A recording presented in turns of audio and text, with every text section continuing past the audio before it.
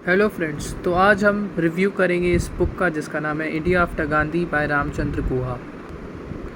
ये बुक तकरीबन 1000 पेज लंबी है, जिसमें 780 पेज है जिसे हम पढ़ सकते हैं, और तकरीबन 100 पेजेस इसमें केवल नोट्स ही गिवन है, जो कि इसके बुक में जो भी लिखी हुई बात है या फैक्ट्स है उनके पीछे का रेफरेंस देती है।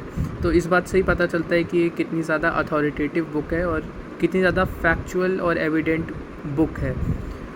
इस बुक के ऑथर है रामचंद्र गुहा, जिन्हें जो कि प्रोफेसर भी रह चुके हैं अलग अलग 5 यूनिवर्सिटीज़ में, अलग अलग तकरीबन 5 अलग अलग कॉन्टिनेंट्स पे। और ये इन्हें 2009 में पद्म भूषण से भी सम्मानित किया गया था इनके लिटरेचर में के वर्क को देखते हुए। तो ये जो बुक है ये कवर करती है इंडिया आफ्टर गांधी, यानी गांधी के बाद का जो हिस्ट्री है, इंडिया का 75 ईयर का हिस्ट्री को टोटली कवर करती है। ये लास्ट ये 2017 तक ये कवर करती है। ये 10th एनिवर्सरी एडिशन है, यानी कि बुक 2007 में लिखी गई थी लेकिन 2017 का एडिशन है ये वाला। और अभी इसका हाल ही में 2023 का एडिशन 3rd एडिशन आया है। तो इसके 3 ही एडिशन है। तो अलग अलग एडिशन जो है अलग अलग टाइम स्टैम्प्स तक बताते हैं, जैसे कि ये 2017 और जो अभी 23 में आई है वो 2023 तक का टोटल बताती है। तो अगर मैं इस बुक के कंटेंट की बात करूँ तो ये बुक 5 सेक्शंस में डिवाइडेड है, और इस बुक को रेटिंग मैंने दिया 9.2 आउट ऑफ 10। तो अबव 9 तो कोई भी बुक मैं बढ़िया ही मानता हूँ। और ये बुक मैंने ख़रीदी थी 29 जनवरी 2022 को। तो अगर इस बुक के कंटेंट की बात करूँ तो पार्ट 1 बताता है पार्टीशन के टाइम की स्टोरी और गांधी जी का जो हत्या हुआ था उसके रिलेटेड, और क्या उसके पीछे रीज़न था, क्या प्लॉट था, आरएसएस का क्या रोल था, हमारे पार्टीशन के टाइम पे भी क्या रोल था, मुस्लिम लीग क्या करी थी, और बड़े बड़े जो लीडर्स थे जैसे कि जिन्ना हो गया, लियाकत अली खान, और इंडिया से नेहरू, सरदार पटेल, सुभाष चंद्र बोस का भी कुछ हद तक लिखा है, और आपका वल्लभ भाई पटेल हो गए, सावरकर हो गए। तो इन लोगों का कंट्रीब्यूशन, और BR अम्बेडकर का क्या कहना था और उनका क्या कहना था इस पर, डिवीज़न का, पार्टीशन के ऊपर, वो भी इसमें बहुत अच्छे से कवर है। पार्ट 2 में वो नेहरूज़ इंडिया में वो बताते हैं कि नेहरू जी का क्या उनका अपना पॉइंट ऑफ व्यू था, कैसे वो एक पैसिफिस्ट थे और कैसे वो एक वर्ल्ड लीडर बनना चाह रहे थे, और उनका कंट्रीब्यूशन भी बहुत कुछ था इंडिया में।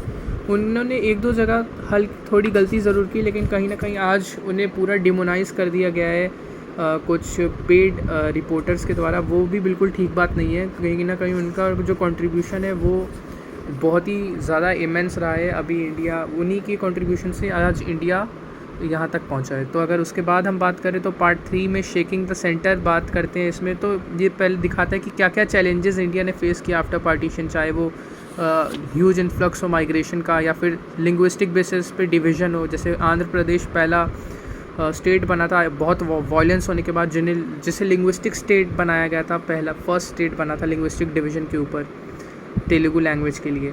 उसके बाद पार्ट 4 बात करता है राइज़ ऑफ पॉपुलिज्म, जिसमें इंदिरा गांधी से लेकर PV नरसिम्हा राव तक जितने भी बड़े बड़े, और राम मंदिर का चाहे केस हो, चाहे वो आपातकालीन इमरजेंसी 1975 की हो या 1991 लिबरलाइजेशन हो, सब ये हर चीज़ के बारे में बात करता है, और सब पे बहुत ही न्यूट्रल व्यू है। हालांकि ऑथर को कुछ लोग कहते हैं कि ये ऑथर जो है बायास्ड है, कहीं ना कहीं लेफ्टिस्ट है या मार्क्सिस्ट ऑथर कहा जाता है इन्हें। लेकिन अगर आप इस बुक को पढ़ेंगे तो ये पूरी तरह से ये आप इसे खारिज करेंगे, और हर आदमी का कुछ ना कुछ फेवरेट कोई ना कोई होता ही है जिसकी तरफ वो इंक्लाइनेशन होता ही है। तो इस बुक में भी वो कहीं ना कहीं जवाहरलाल नेहरू की तरफ आपको दिखेगा और गांधी जी की तरफ दिखेगा, क्योंकि ये बुक के जो ऑथर है वो उन्होंने करीबन 10-15 साल रिसर्च किया और गांधी जी पर ही किया। तो एक बहुत बड़े क्रिटिक भी है वो गांधी जी के, और गांधी के ऊपर उन्होंने काफ़ी ज़्यादा जो उनको सही लगा उसके बारे में सही बोला, और जो गलत लगा उस पर गलत भी बोला है। तो कुछ छुपाया नहीं गया है इस बुक में। सबसे अच्छी बात ये है, फैक्ट्स को सामने पेश किया गया है। ये इस बुक की सबसे अच्छी खासियत है। और ये 2017 तक कवर करता है। तो BJP के भी अलग अलग जो चीज़ें हैं उसको भी ये कवर करता है, जैसे GST हो गया, डीमोनेटाइजेशन हो गया। तो ये सारी बातें करता है। मल्टीपोलर पॉलिटी हो, जिसमें रीजनल पार्टीज़ के बारे में भी बहुत अच्छे से उनकी हिस्ट्री और बैकग्राउंड दे रखा है, चाहे वो बिहार में JDU हो, RJD हो। मतलब पॉलिटिकली भी इस बुक को काफ़ी ज़्यादा थॉट प्रोसेस को जगाने के लिए या उससे रिलेट करने के लिए सेंटर को स्टेट से इसमें बात की गई है। तो उसमें सब कुछ कवर किया गया है। रही बात बुक में, तो कई 4 सेक्शन भी है इलस्ट्रेशन का, जिसमें कुछ पेजेस हमें दे रखे हैं फ़ोटोज़, जो कि इस बुक को थोड़ा इंटरेस्टिंग बनाते हैं।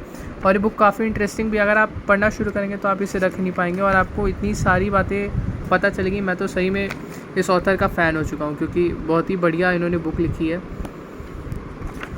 तो आप देख सकते हैं इसमें कई सारी फ़ोटोज़ हैं जो कि उस ज़माने की हमें थोड़ा सा कहीं ना कहीं हमारे आता है दिमाग में कि कैसे रहा होगा ये सब देख के। ये ऑपरेशन ब्लू स्टार की फ़ोटो है 1984 में जो हुआ था, siege of Amritsar golden temple. तो ये कुछ छुपाया नहीं गया इसमें। इंदिरा गांधी को सब, अगर मैं बात करूँ इसमें हर प्राइम मिनिस्टर के रोल और उसकी जो गवर्नमेंट पॉलिसी थी वो दी गई है, जिसके कारण ये यूपीएससी में काफ़ी फेमस भी है ये बुक, यूपीएससी एस्पिरेंट्स के बीच। लेकिन अगर मैं बात करूँ तो इस बुक की सबसे अच्छी खासियत है कि अगर मैं बात करूँ ओवरऑल तो इस बुक की ये खासियत है कि सबके प्रोज एंड कॉन्स बताए गए हैं। और इस बुक में मुझे लगता है अगर क्रिटिसिज्म अगर किसी की सबसे ज़्यादा हुई है तो वो हुई है इंदिरा गांधी की, और अगर सबसे ज़्यादा किसी की तारीफ़ हुई है तो वो ये जवाहरलाल नेहरू की। सो आई होप अगर ये बुक आपको डेफिनेटली पढ़ना चाहिए अगर आपको बीच बिल्कुल ही सटीक और सेंट्रिस्ट व्यू जानना है। तो ना ये लेफ़्ट की बुक है ना ये राइट की बुक है, ये सेंटर की बुक है। तो अगर आप इसे ज़रूर एक ट्राई दें।